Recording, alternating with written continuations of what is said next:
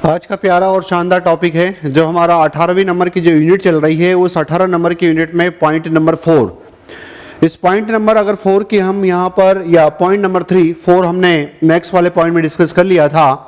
इसमें यहाँ पर मन्नू भंडारी और उनकी रचना का नाम है एक कहानी यह भी।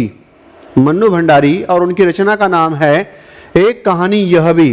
तो पहला प्रश्न तो अपने लिए यहाँ पर यही बन जाता है कि एक कहानी यह भी रचना को लिखने वाले जो है वहां पर रचयिता कौन है। तो इसका उत्तर जाएगा मन्नू भंडारी, है ना। यह एक आत्मकथात्मक कहानी है, मतलब ये मान करके चलिए कि आत्मकथात्मक, खुद के परिवार पर, खुद के माता पिता पर, खुद के भाई बहनों पर लिखी गई एक कहानी है। इस आत्मकथा कहानी के निम्नलिखित 4 भाग हैं। तो पहला पॉइंट तो यहाँ पर यह है कि एक प्रकार का आत्मकथा के स्टाइल में लिखा गया कंटेंट है। जब 4 भागों की बात करते हैं इसमें, तो एक इसमें पॉइंट आता है मन्नू भंडारी की कहानी। दूसरा पॉइंट आता है मन्नू भंडारी के पिता से जुड़ी कहानी। तीसरा पॉइंट आता है पति राजेंद्र यादव से संबंधित जुड़ी कहानी। और चौथा आता है शीला अग्रवाल से संबंधित कहानी। तो ये 4 आपके पास आता है, शीला अग्रवाल, पति राजेंद्र यादव से जुड़ी हुई, मन्नू भंडारी के पिता से जुड़ी हुई कहानी और मन्नू भंडारी की कहानी, मतलब खुद की जो लेखिका है उनकी खुद की, उनके पिता की, उसके बाद में वहां पर उनकी पति की और उनके गुरु के बारे में यहां पर कहीं ना कहीं बात आती हुई दिखाई देती है। इसमें यहां पर सबसे पहले अगर अपन देखें तो इसमें यह है कि मध्य प्रदेश के भानपुरा गांव में इनका जन्म हुआ था। अब मध्य प्रदेश का भानपुरा गांव वर्तमान में अगर आप यहां पर जिले के हिसाब से बात करोगे तो मंदसौर जिला है ना। भानपुरा कहां आता है तो ये मंदसौर जिले में आता है। मन्नू भंडारी 5 भाई बहन थे और 5 भाई बहनों में ये सबसे छोटी है। मन्नू भंडारी सबसे छोटी थी। साहित्य से इनका परिचय कांग्रेसी नेता जीतमल लुणीय के माध्यम से हुआ था कि साहित्य के दुनिया में यहां पर जब उन्होंने कदम रखने की बारी आती हुई दिखाई देती है तो उसमें किसका योगदान होता हुआ दिखाई देता है। तो आंसर है कि किन से ये प्रेरित हुई, तो आंसर आया यहां पर जीतमल लुणी के माध्यम से ये हुआ। इन्हें जैनेन्द्र की रचनाएं, मतलब इनके अलावा उन्होंने बहुत सारे साहित्य पढ़े। जैनेन्द्र की रचनाएं, भगवती बाबू का चित्रलेखा और आगे की रचनाएं पसंद थी। इनका प्रिय लेखक यशपाल था। इनका प्रिय लेखक यशपाल था। मन्नू भंडारी भाषा विज्ञान और काव्य शास्त्र में कमजोर थी। अब देखिए कभी कभी की जिंदगी में जहां हम कमजोर होते हैं वही हमारी शक्ति बनती है, और ये दम होगा तो आप और हम भी सब भी जो है इस प्रकार के यहां पर काम कर सकते हैं कि लोग कहते हैं आपकी कमजोरी है और वही कमजोरी हमारी विशेषता बनेगी। उनकी पहली कहानी मैं हार गई है, वे 1957 के अधिवेशन में शामिल हुई थी। इनका राजेंद्र यादव से विवाह और इनकी पुत्री का नाम टिंकू या रचना था। राजेंद्र यादव से इनका विवाह होता है और इनकी पुत्री का नाम रचना या घरेलू नाम यहां पर टिंकू कहीं ना कहीं था। ये बेसिकली बातें जब हम पढ़ते हैं तो एक कहानी यह भी मन्नू भंडारी के द्वारा लिखी गई रचना है। और इस रचना में चूंकि आत्मकथा वाले स्टाइल में लिखी गई है, जिसमें वहां पर खुद के बारे में, पिता के बारे में, अपनी शिक्षिका के बारे में और कहीं ना कहीं अपनी जो है पति के बारे में बातें को उल्लेख करती हुई दिखाई देती है। फिर यहां पर मन्नू भंडारी के पिता से जुड़ी कहानी। पहले इंदौर में रहते थे, बाद में अजमेर के ब्रह्मपुरी में रहने लगे थे। पहले मध्य प्रदेश का जो इंदौर शहर है, इस इंदौर शहर में रहते थे, बाद में अजमेर राजस्थान के ब्रह्मपुरी में रहने लगे। जो भी कोई मजबूरी रही होगी वो आगे आत्मकथा में उन्होंने बताया है और पूरा अच्छी तरीके से अपने को उसको सुनना चाहिए। वे कांग्रेसी नेता और समाज सुधारक थे। विद्यार्थी को अपने घर पर पढ़ाते थे, मतलब इनके जो पिता थे वो खुद भी कांग्रेसी नेता थे, खुद भी समाज सुधारक थे और अपने घर पर विद्यार्थियों को पढ़ाते थे और सक्की स्वभाव के थे। और सक्की स्वभाव का मतलब यहां पर पूरे चैप्टर में यहां पर इस प्रकार की बातें आती हुई दिखाई देगी कि उनका पिता का स्वभाव कैसा था, तो सक्की स्वभाव था। इट मीन्स यहां पर रूल्स कानून कायदों पर चलने वाले थे। फिर पति राजेंद्र यादव से जुड़ी कहानी। राजेंद्र यादव से उनकी पहली मुलाकात Savitri girls high school Ajmer के पुस्तकालय में हुई थी, मतलब एक लाइब्रेरी है, उस लाइब्रेरी में वहां पर हुई थी।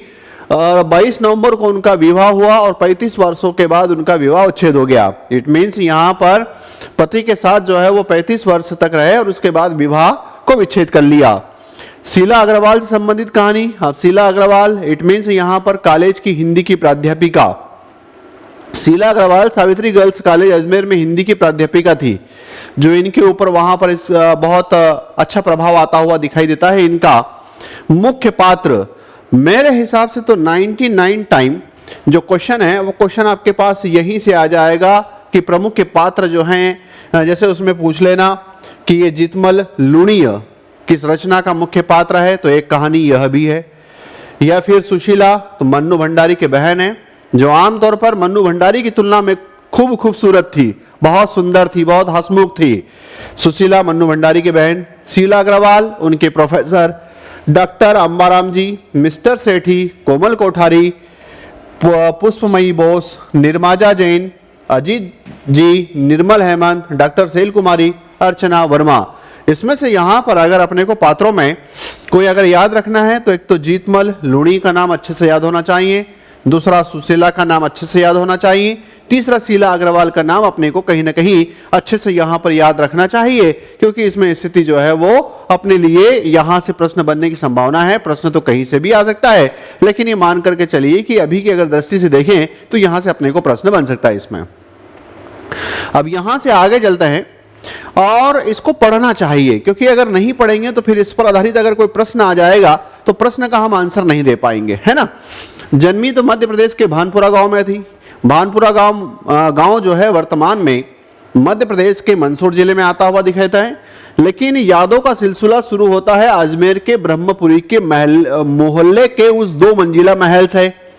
इट मीन्स यहां पर जो है इनका जन्म यहां हुआ, लेकिन पिता की जो भी ऐसी कुछ स्थिति रही होगी जिसकी वजह से उनको इंदौर छोड़ करके अजमेर के ब्रह्मपुरी इलाके में जाना पड़ा, है ना, जिसकी ऊपरी मंजिल में पिताजी का साम्राज्य था, जहां वे निहायत अव्यवस्थित ढंग से फैली बिखरी पुस्तकों, पत्रिकाओं और अखबारों के बीच, है ना, देखो मतलब वो अपनी आत्मकथा में बता रही हैं कि फैली बिखरी पुस्तकों, पत्रिकाओं, अखबारों के बीच या तो कुछ पढ़ते रहते थे या फिर डिक्टेशन देते रहते थे।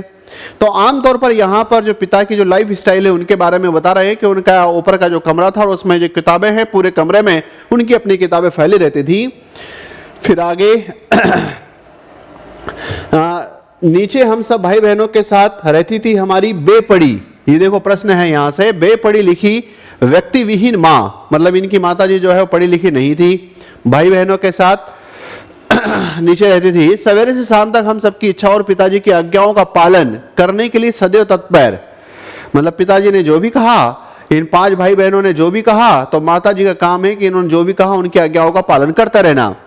अजमेर से पहले पिताजी इंदौर में ही थे, बिल्कुल सही बात है, जहां उनकी बड़ी प्रतिष्ठा थी, सम्मान था, नाम था। कांग्रेस के साथ साथ वे समाज सुधार का कामों में भी जुड़े हुए थे।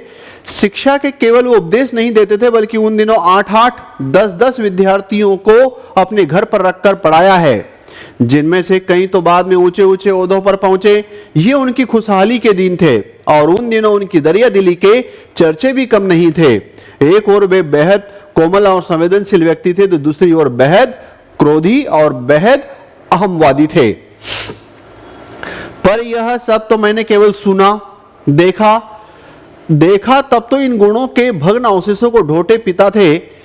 एक बहुत बड़े आर्थिक झटके के कारण वे इंदौर से अजमेर आ गए। आर्थिक झटका इट मीन्स यहां पर किसी न किसी बात को लेकर के फाइनेंशियल क्राइसिस आया होगा, है ना, जहां उन्होंने अपने अकेले के बलबूते और हौसले से अंग्रेजी हिंदी शब्दकोश विषयवार के अधूरे काम को आगे बढ़ाना शुरू किया। जब ये इंदौर से राजस्थान के अजमेर के ब्रह्मपुरी में जब चले गए तो वहां पर एक अंग्रेजी हिंदी शब्दकोश था के अधूरे काम को उन्होंने आगे बढ़ाना शुरू किया, जो अपनी तरह का पहला और अकेला शब्दकोश था, इसने उन्हें यश और प्रतिष्ठा तो बहुत दी, पर अर्थ नहीं। यश और प्रतिष्ठा, मान सम्मान बहुत मिला, इनके पिताजी को मान सम्मान बहुत मिला, लेकिन आर्थिक रूप से वहां से पैसा उसमें नहीं मिला। और शायद गिरती आर्थिक स्थिति ने ही उनके व्यक्तित्व के सारे सकारात्मक पहलुओं को निचोड़ना शुरू कर दिया। क्योंकि बात यहां पर जो कुछ भी हो, सबसे ज्यादा बात यहां पर इस बात को लेकर के डिफाइन करता है कि आपकी आर्थिक स्थिति कैसी है। सिकुड़ती आर्थिक स्थिति कारण और अधिक विस्फारित उनका अहम उन्हें इस बात तक की अनुमति नहीं देता था कि वे कम से कम अपने बच्चों को तो अपनी आर्थिक व्यवस्थाओं का भागीदार बताए। नवाबी आदतें, अधूरी महत्वाकांक्षाएं हमेशा शीर्ष पर रहने के बाद, देखिए क्या बात है, हमेशा शीर्ष पर रहने के बाद हाशिए पर सरकते चले जाने की यातना, हमेशा शीर्ष पर रहने के बाद हाशिए पर सरकते चले जाने की यातना क्रोध बनकर हमेशा मां को कपकपाती ठहरती रहती थी कि कहां तो हम इतने शीर्ष पर बैठे हुए थे और अब बिल्कुल जो है वो हाशिए पर जाते हुए दिखाई दे रहे हैं। अपनों के हाथों विश्वासघात की जाने कैसे गहरी चोटें होगी, अपनों नहीं, क्योंकि यही है कि विष में ही विश्वास घुला हुआ है ना, विश्वास में ही विष घुला हुआ है। तो विश्वासघात की जाने कैसी गहरी चोटी होगी जिन्होंने आंख मूंद कर सबका विश्वास करने वाले पिता को बाद के दिनों में इतना शक्की बना दिया था कि जब तब हम लोग भी उसकी चपेट में आते ही रहते। फिर पर यह पितृगाथा मैं इसलिए नहीं गा रही हूं, मतलब उन्होंने कहा ना कि इस पूरी आत्मकथा को 4 भागों में यहां पर बांटा है, तो आमतौर पर पिताजी के विषय में उन्होंने बताना चालू किया। पर यह पितृगाथा मैं इसलिए नहीं गा रही कि मुझे उनका गौरवगान करना है, बल्कि मैं तो ये देखना चाहती हूं कि उनके व्यक्तित्व की कौन सी खूबी और खामियां मेरे व्यक्तित्व के ताने बाने में गुथी हुई है। मतलब उनके, क्योंकि जब हमारे घर में अगर कोई रहता है तो उनकी पर्सनालिटी का हमारी पर्सनालिटी के ऊपर भी प्रभाव पड़ता है, या अनजाने अनचाहे कि उनके व्यवहार ने मेरे भीतर की किन ग्रंथियों को जन्म दिया। मैं काली हूं, मतलब इनकी जो बहन सुशीला थी वो बहुत सुंदर थी, बहुत गौरी थी और बहुत हंसमुख थी, तो उनकी तुलना में कभी कभी कंपैरिजन भी होता था। बचपन में दुबली और मरियल भी थी, गोरा रंग पिताजी की कमजोरी थी, सो बचपन में मुझसे 2 साल बड़ी, खूब गोरी, स्वस्थ और हंसमुख बहन सुशीला से हर बात में तुलना और उनकी प्रशंसा ने ही क्या मेरे भीतर ऐसे गहरे हीन भावना की ग्रंथि पैदा नहीं कर दी, क्योंकि आमतौर पर यहां पर यही है कि सुशीला की खूब तारीफ होना और मन्नू भंडारी की नहीं होना। नाम सम्मान प्रतिष्ठा पाने के बावजूद आज तक मैं इससे उभर नहीं पाई। मन्नू भंडारी ने खुद का नाम पाया, मन्नू भंडारी ने आज तक सम्मान पाया, लेकिन घर के अंदर तो जो 2 बहनों के मध्य जो तुलनाएं होती थी उस तुलना से वो आज तक उभर नहीं पाई। ऐसी आत्मकथा में उन्होंने यहां पर अपनी बात बताई। आज भी परिचय करवाते समय जब कोई विशेषता लगाकर मेरी लेखकी उपलब्धियों का जिक्र करने लगता है तो मैं संकोच से सिमट ही नहीं जाती, बल्कि गढ़ने को ही आती हूं। शायद अचेतनी किसी परत के नीचे दबी हीन भावना के चलते मैं अपनी किसी उपलब्धि पर भरोसा नहीं कर पाती। सब कुछ मुझे तुक्का ही लगता है। पिताजी के जिस शक्की स्वभाव पर यह प्रश्न है आपके पास कि मन्नू भंडारी की जो कहानी है इसमें यहां पर पिताजी का स्वभाव कैसा था, तो आ जाएगा इसमें यहां पर सीधा उत्तर आपको कि शक्की स्वभाव के थे वो। कभी कभी पन्ना जाती थी। आज एकाएक अपने खंडित विश्वासों की व्यथा के नीचे मुझे उनके स्वप्न स्वभाव की झलक दिखाई देती है। बहुत अपनों के हाथों विश्वासघात की गहरी व्यथा से उपजा शक, होश संभालने के बाद से ही जिस पिता जी से किसी न किसी बात पर हमेशा मेरी टक्कर चलती ही रही, वे तो न जाने कितने रूपों में मुझ में हैं, कई कुंठाओं के रूप में हैं। मतलब वो कहते हैं कि पिताजी जो है मेरे अंदर हैं, लेकिन किस में, तो या तो कहते हैं कि किसी कुंठा के रूप में हैं, कहीं प्रतिक्रिया के रूप में, तो कहीं प्रतिछाया के रूप में कि मैं उनकी प्रतिछाया हूं। केवल भारी विनता के आधार पर अपनी परंपरा और पीढ़ियों को नकारने वालों को क्या सचमुच इस बात का बिल्कुल एहसास नहीं होता कि उनका आसन्न अतीत किस कदर उनके भीतर जड़ जमाए बैठा रहता है। समय का प्रवाह भले ही हमें दूसरी दिशाओं में बहा कर ले जाए, समय का प्रवाह हमें भले ही दूसरी दिशाओं में बहा करके ले जाए, स्थितियों का दबाव भले ही हमारा रूप बदल दे, हम पूरी तरह उससे मुक्त तो नहीं ही कर सकता। मतलब हम यहां पर यह है कि जो पहले वाली जो चीजें होती है उससे मुक्त हमको नहीं करता। पिताजी के ठीक विपरीत थी हमारी बेपढ़ी लिखी मां। मतलब एक तरफ पिताजी का स्वभाव और पिताजी का नेचर, उनकी तुलना में यहां पर मां के बारे में कह रही है धरती से कुछ ज्यादा ही धैर्य और सहन शक्ति थी। मतलब यहां पर अपने लिए प्रश्न ये इसमें आ सकता है कि मन्नू भंडारी ने अपनी आत्मकथा में माता के लिए क्या शब्द कहे हैं, तो बेपढ़ी लिखी मां है, धरती से कुछ ज्यादा धैर्य और सहन शक्ति थी। किससे उन्होंने तुलना की है धीरता के मामले में, तो यहां पर बात आ जाएगी कि धरती से सहन शक्ति थी। शायद उनमें पिताजी की हर ज्यादती को अपना प्राप्य और बच्चों की हर उचित अनुचित फरमाइश और जिद को अपना फर्ज समझकर बड़े सहज भाव से स्वीकार करती थी वो। उन्होंने जिंदगी भर अपने लिए कुछ नहीं मांगा, चाहा केवल दिया ही दिया। हम भाई बहनों का सारा लगाव शायद सहानुभूति सुझा मां के साथ था। लेकिन निहायत असहाय मजबूरी से लिपटा उनका यह त्याग कभी मेरा आदर्श नहीं बन सका। उन्होंने इतना त्याग हमारे सबके लिए किया, लेकिन वो हमारे आदर्श नहीं बन सकी। न उनका त्याग न उनकी सहिष्णुता, क्योंकि जितनी जो है उन्होंने त्याग किया था माता पिता के लिए, जब जितना उन्होंने त्याग किया था अपने पति के लिए, अपने बच्चों के लिए, तो और जो वहां पर सहनशील थी उसके बारे में बात है इसमें। खैर जो भी हो, अब ये पैतृक पुराण यही समाप्त कर अपने पर लौटती हूँ। 5 भाई बहनों में मैं सबसे छोटी। सबसे बड़ी बहन की शादी के समय मैं शायद 7 साल की थी और उनकी एक धुंधली सी याद ही मेरे मन में है।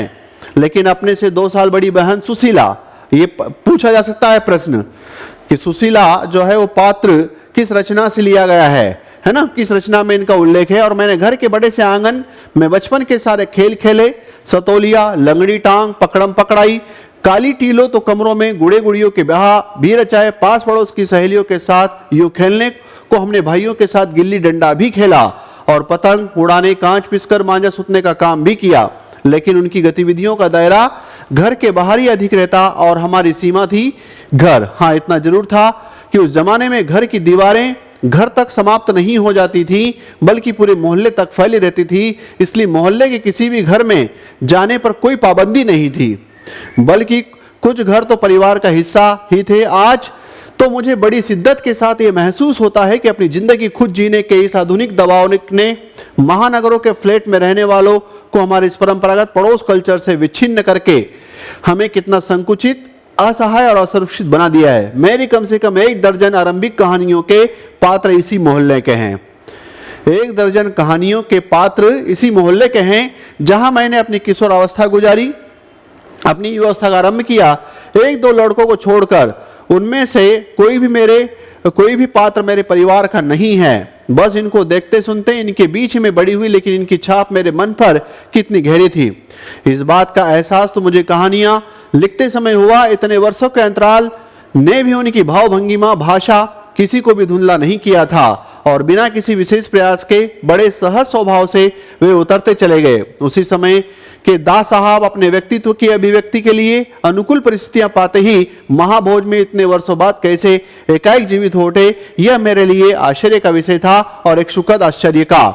अब यहां से जो है वो धुआंधार वाली चीजें जो है चालू होगी, क्योंकि अब यहां से मन्नू भंडारी बेसिकली उस समय 1947 का जो स्वतंत्रता संग्राम की जो बातें हैं उसमें कहीं ना कहीं एक कदम रखती हुई दिखाई देगी, है ना।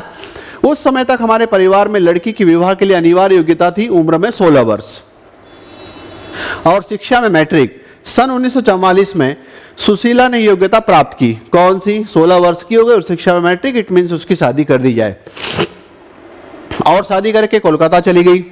दोनों बड़े भाई बहन आगे की पढ़ाई के लिए बाहर चले गए। इन लोगों की छत्र छाया के हटते ही पहली बार मुझे नए सिरे से अपने वजूद का एहसास हुआ। पिताजी का ध्यान भी पहली बार मुझ पर केंद्रित हुआ। लड़कियों को जिस उम्र में स्कूली शिक्षा के साथ साथ सुगढ़ गृहिणी और कुशल पाक शास्त्री बनाने के नुस्खे जुटाए जाते थे, पिताजी उसमें विश्वास नहीं करते थे कि मुझे कुशल गृहिणी में यहाँ पर मेरी बेटी जो है इस प्रकार काम करे, ऐसा जरूरी नहीं है। पिताजी का आग्रह रहता था कि मैं रसोई से दूर ही रहूं। रसोई को वे भटियार खाना कहते थे। ये प्रश्न यहाँ पर आ जाएगा कि मन्नू भंडारी की एक कहानी यह में भी वो रसोई को क्या कहते थे, तो भटियार खाना कहते थे, जहां पर आमतौर पर कि एक बहुत पढ़ी लिखी प्रतिभा संपन्न जो महिला है वो अपना सारा जीवन वहीं पर झोंक देती है और उनके हिसाब से वहां रहना अपनी क्षमता और प्रतिभा को भट्टी में झोंकना था। घर में आए दिन विभिन्न राजनीतिक पार्टियों के जमावड़े होते थे और जमकर बहसें होती थी, क्योंकि सन 1944, 45, 46, 47 अगर हम देखें तो 1947 के हिसाब से स्वतंत्र संग्राम के हिसाब से बड़ा चरम का युग। लेकिन उस युग में यहां पर उन्होंने यही कहा कि घर में चूंकि इनके पिता भी एक कांग्रेस के नेता थे और कांग्रेस के नेता होने से घर में यहां पर लोग आते थे और इस प्रकार की चर्चाएं होती रहती थी। बहस करना पिताजी का प्रिय सगल था। बहस करने में इनके पिताजी को बड़ा मजा आता था। चाय पानी नाश्ता देने जाती तो पिताजी मुझे भी वहीं बैठने को कहते हैं कि हम लोग जो चर्चा कर रहे हैं वो तुम यहीं बैठो, तुम यहीं सुनो। वे चाहते थे कि मैं भी वहीं बैठूं, सुनो और जानूं कि देश में चारों ओर क्या कुछ हो रहा है। मुझे पता होना चाहिए, मैं केवल भटियार खाना का हिस्सा रह करके न रह जाऊं।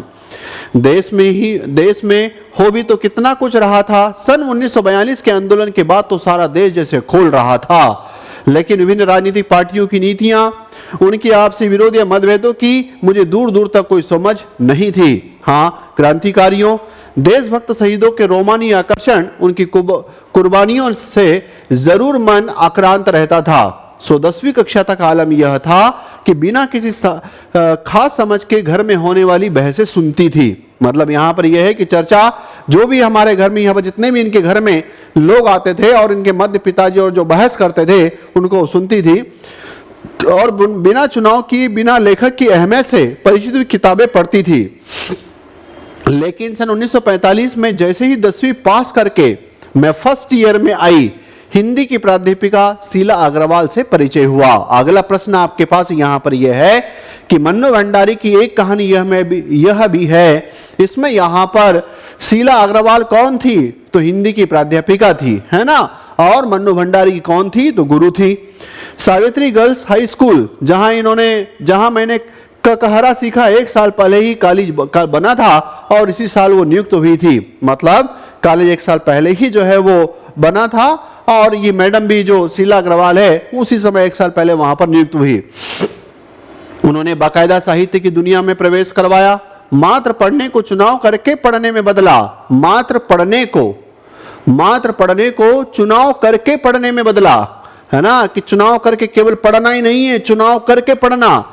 खुद चुन चुन कर किताबें दी, पढ़ी हुई किताबों पर बहसें की तो 2 साल बीतते साहित्य की दुनिया शरद प्रेमचंद से बढ़कर, मतलब पहले वो कहीं ना कहीं यहाँ पर प्रेमचंद को पढ़ा करती थी, लेकिन फिर जैनेन्द्र, अगेय, यशपाल, भगवती चरण वर्मा तक फैल गई और फिर तो फैलती ही चली गई। उस समय जैनेन्द्र की छोटी छोटी सरल सहज वाक्यों वाली शैली ने बहुत आकृष्ट किया था। सुनीता उपन्यास बहुत अच्छा लगा था। अगेय जी का उपन्यास शेखर एक जीवनी पढ़ा जरूर, पर उस समय वो मेरी समझ के सीमित दायरे में समा नहीं पाया था। कुछ सालों बाद नदी के द्वीप पढ़ा तो उनकी मन को इस कदर बांधा कि उसी झोंक में शिखर को फिर से पड़ गई। इस बार कुछ समझ के साथ यह शायद मूल्यों के मंथन का युग था।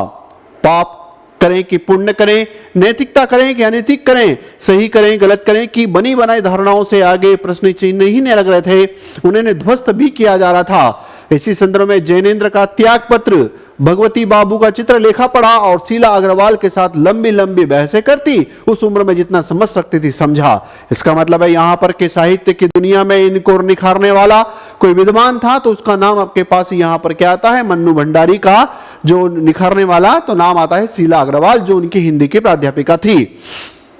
शीला अग्रवाल ने ही साहित्य का दायरा ही नहीं बढ़ाया था, बल्कि घर की 4 दीवारी के बीच बैठकर देश की स्थितियों को जानने समझने का सिलसिला पिताजी ने जो शुरू किया था, उन्होंने वहां से खींचकर उसे भी स्थितियों में सक्रिय भागीदारी बदल दिया। मतलब अब यहां पर यह है कि मन्नू भंडारी भी जो 1947 का जो टाइम पीरियड है उसमें यहां पर जबरदस्त तरीके से भाग लेने के लिए तैयार हो जाती है।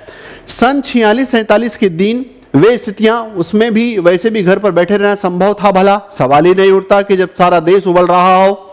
प्रभात फेरियां, हड़तालें, जुलूस, भाषण, हर शहर का चरित्र और पूरे दमखम और जोश खरोश के साथ इन सब से जुड़ना हर युवा का उन्माद। मैं भी युवा थी और शीला अग्रवाल की जोशीली बातों ने रगों में बहते खून को लावे में बदल दिया। स्थिति यह हुई कि एक बवंडर शहर में मचा हुआ था और एक घर में, मतलब एक शहर में और एक घर में, क्योंकि पिताजी भी यहां पर राजनीतिक पृष्ठभूमि से जुड़े हुए थे। पिताजी की आजादी की सीमा यहीं तक थी कि उनकी उपस्थिति में घर में आए लोगों के बीच उठो बैठो। मतलब पिताजी ये चाहते थे कि केवल घर में उठे बैठे, लेकिन पिताजी ये नहीं चाहते थे कि वो बाहर भी जाए। जानू समझू हाथ उठाकर नारे लगाती, मन्नू भंडारी हाथ उठाकर नारे लगाती, हड़तालें करवाती, लड़कों के साथ शहर की सड़कें नापती। लड़की को अपनी सारी आधुनिकता के बावजूद बर्दाश्त करना उनके लिए मुश्किल हो रहा था। किसी की दी हुई आजादी के दायरे में चलना मेरे लिए, जब रगों में लहू की जगह लावा बहता तो सारे निषेध, सारी वर्जनाएं और सारा भय कैसे ध्वस्त हो जाता है, यह तभी जाना। और अपने क्रोध से सबको थरथरा देने वाले पिताजी, अपने क्रोध से, क्योंकि पिताजी वही शक्की स्वभाव के थे, पिताजी से टक्कर लेने का जो सिलसिला तब शुरू हुआ था, राजेंद्र से शादी की तब तक वह चलता ही रहा। जब तक राजेंद्र से शादी नहीं हुई तब तक ये चलता रहा। यश कामना, बल्कि कहूं कि यश लिप्सा पिताजी की सबसे बड़ी दुर्बलता थी और उनके जीवन की धुरी था यह सिद्धांत कि व्यक्ति को कुछ विशिष्ट बनकर जीना चाहिए। व्यक्ति को कुछ विशिष्ट बनकर जीना चाहिए, कुछ ऐसे काम करने चाहिए कि समाज में उसका नाम हो, सम्मान हो, प्रतिष्ठा हो और वर्चस्व हो। इसके चलते ही मैं एक बार उनके कोप से बच गई थी। एक बार कॉलेज से, अब यहां से बहुत धुआंधार वाली बातें, एक बार कॉलेज से प्रिंसिपल का पत्र आया कि पिताजी आकर मिले और बताए कि मेरी गतिविधियों के कारण मेरे खिलाफ अनुशासनात्मक कार्रवाई क्यों न की जाए। पत्र पढ़ते ही पिताजी आग बबूला हो गए कि ये अभी तो यहां तक ठीक था, अब कॉलेज में भी धूम मचाने लग गई। यह लड़की मुझे कहीं मुंह दिखाने लायक नहीं रखेगी। पिताजी ने ऐसा मान लिया। पता नहीं क्या क्या सुनना पड़ेगा वहां जाकर। 4 बच्चे पहले भी पढ़े, किसी ने ये दीन नहीं दिखाया जो आज इसके कारण मुझे कॉलेज में वहां पर सुनने जाना पड़ रहा है। और जैसे ही मैं वहां पर कॉलेज में जाऊंगा तो प्रिंसिपल न जाने मुझे क्या क्या सुनाएगी। गुस्से से भनभनाते हुए वे गए थे। लौट कर क्या कहर बरपा होगा इसका अनुमान था। सो मैं पड़ोस की, मतलब इनको ये लग गया था कि अब लौट कर आएंगे तो चूंकि शक्की स्वभाव के थे, क्रोध वाले थे, भयंकर जो है कहर बरपाएंगे, इनका अनुमान था। सो मैं पड़ोस के एक मित्र के यहां जाकर बैठ गई। मां को कह दिया कि लौट कर बहुत कुछ गुबार निकल जाए तब बुलाना, मतलब जब इनका गुबार निकल जाए पिताजी का तब मेरे को बुला लेना कि हाँ इनका गुबार निकल गया। लेकिन जब मां ने आकर कहा कि वे तो खुशी है, चली चल, तो विश्वास नहीं हुआ। गई तो सही, लेकिन डरते डरते, सारे कॉलेज की लड़कियों पर इतना रोब है तेरा, सारी कॉलेज तुम 3 लड़कियों के इशारे पर चल रहा है। प्रिंसिपल बहुत परेशान थे और बार बार आग्रह कर रही थी कि मैं तुझे घर पर बिठा लूं, क्योंकि वे लोग किसी तरह डरा धमका कर डांट डपट कर लड़कियों को क्लासों में भेजते हैं और अगर तुम एक इशारा कर दो तो क्लास छोड़कर बाहर आ जाओ तो सारी लड़कियां मैदान में जमा होकर नारे लगाने लगती थी। तुम लोगों के मारे कॉलेज चलाना मुश्किल हो गया है। उन लोगों के लिए कहां तो जाते समय पिताजी मुंह दिखाने से घबरा रहे थे और कहां बड़े गर्व से कहकर आए कि यह तो पूरे देश की पुकार है जो मेरी लड़की कर रही है। इस पर कोई कैसे रोक लगा सकता है भला। बेहद गदगद स्वर में पिताजी यह सब सुनाते रहे और मैं अवाक। मुझे ना अपनी आंखों पर विश्वास हो रहा था ना अपने कानों पर यह हकीकत थी कि वास्तव में ऐसा भी कुछ होता है ना। एक घटना और, आजाद हिंद फौज के मुकदमे का सिलसिला था। सभी कॉलेज स्कूल दुकानों के लिए हड़ताल का आह्वान था। जो नहीं कर रहे थे, छात्रों का एक बहुत बड़ा समूह वहां जाकर हड़ताल करवा रहा था।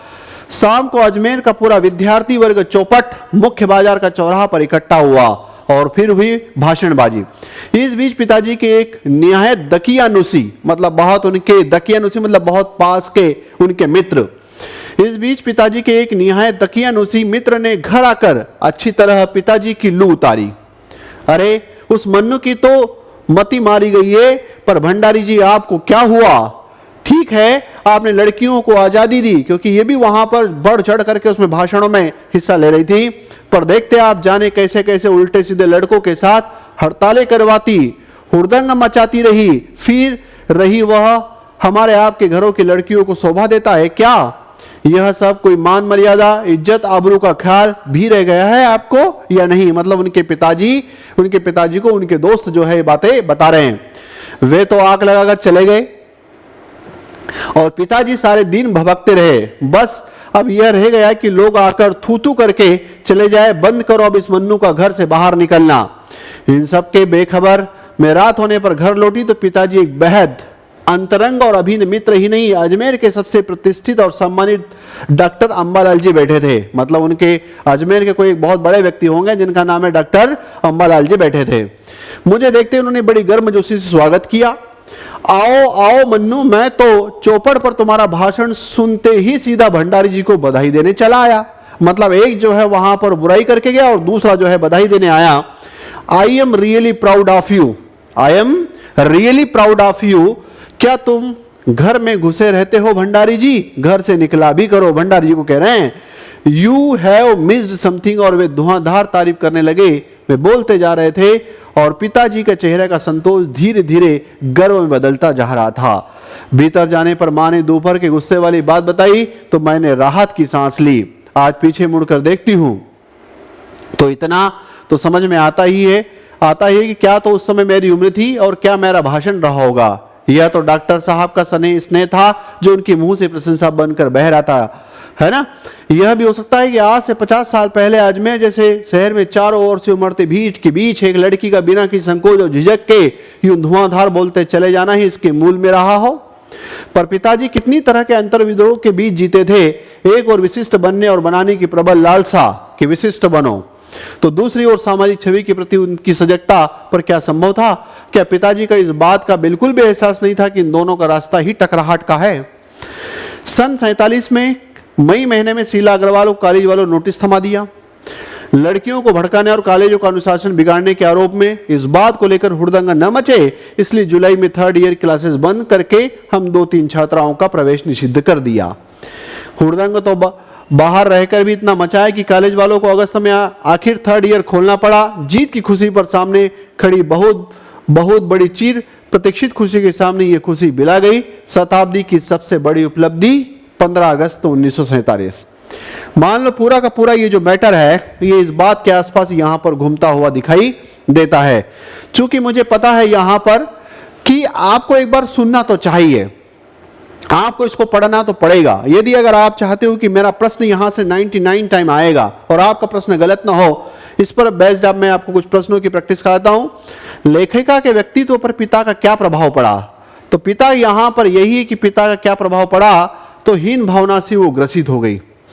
हीन भावना से वो ग्रसित हो गई क्योंकि पिताजी का जो उनका क्रोधी स्वभाव वाला था, जो शक्की स्वभाव से वाले थे, इसलिए जो है इन पर वो आज भी उससे उभर नहीं पाई। इन्होंने अपने पाठ में बकायदा इस बात का उल्लेख किया है। फिर लेखिका की शिक्षिका शीला अग्रवाल ने उनमें से कौन सा परिवर्तन लाया, आत्मविश्वास लौटाया। उन शीला अग्रवाल उनकी जो शीला अग्रवाल जो उनकी प्रोफेसर थी, वो प्रोफेसर जो है उनसे चर्चा करती थी। और तो यहां पर लेखिका की शिक्षिका मतलब मन्नू भंडारी की शिक्षिका शीला अग्रवाल ने कौन सा परिवर्तन लाया, तो आत्मविश्वास लौटाया। मतलब शीला अग्रवाल का मन्नू भंडारी के जीवन पर बहुत अच्छा पॉजिटिव प्रभाव पड़ा है। लेखिका के पिता ने रसोई को भटियार खाना क्यों कहा, क्योंकि उनको ये पता था कि अच्छी पढ़ी लिखी महिलाएं अपनी प्रतिभा को वहां पर भट्टी में जाकर के झोंक देती है, तो इस प्रतिभा नष्ट करने वाली जगह मानते थे। लेखिका के पिता और उनके विचारों में सबसे बड़ी वैचारिक टकराहट किस कारण थी, लड़कियों की शिक्षा हाँ, शादी की उम्र हाँ, स्वतंत्र संग्राम में भागीदारी, तो आंसर है कि सभी ऐसे कारण थे जिसकी वजह से जो है उनमें कहीं ना कहीं टकराहट होती रहती थी। स्वतंत्रता आंदोलन में लेखिका की भूमिका क्या थी, इट मीन्स मन्नू भंडारी की भूमिका क्या थी, संगठन क्षमता और नारेबाजी में सक्रिय थी। चौराहे पर खड़ी होकर के संगठन मतलब एक सीटी बजा दे तो वहां पर उसके जो है कॉलेज में भी बहुत सारी लड़कियां कॉलेज से बाहर आ जाती थी, इसका मतलब है कि नेतृत्व करने का उनमें दमखम था। फिर आगे वर्तमान समय में लड़कियों की क्या स्थिति है, लड़कियां विदेशों और अंतरिक्ष तक पहुंच रही है। फिर पड़ोस कल्चर में गिरावट का मुख्य कारण क्या है, आत्म केंद्रित जीवन शैली, यस, ये शहरों की मल्टियां जो उन्होंने पाठ में जिक्र किया है, अधिक सगे संबंधियों से दूरी, समय का अभाव, ये सब कारण ऐसे हो गए कि पड़ोस का कल्चर जो है धीरे धीरे जिसको पूछो उसको कहता है मेरे पास समय ही नहीं है, मेरे पास समय ही नहीं है। लू उतारना मुहावरे का, इसमें यहां पर शब्द आया है मुहावरा, इसलिए ऐसा आ सकता है। लू उतारना मुहावरे का क्या अर्थ है, तो किसी को बुरी तरह से आलोचना करना, इसको लू उतारना कहते हैं। भभकना मुहावरे का सही अर्थ क्या है, भभकना इट मीन्स यहां पर गुस्से में होना। थूथू करना मुहावरे का क्या अर्थ है, किसी की बुराई करना। आग बबूला होना मुहावरे का सही अर्थ क्या है, तो इसका अर्थ है यहां पर गुस्से से उबालना।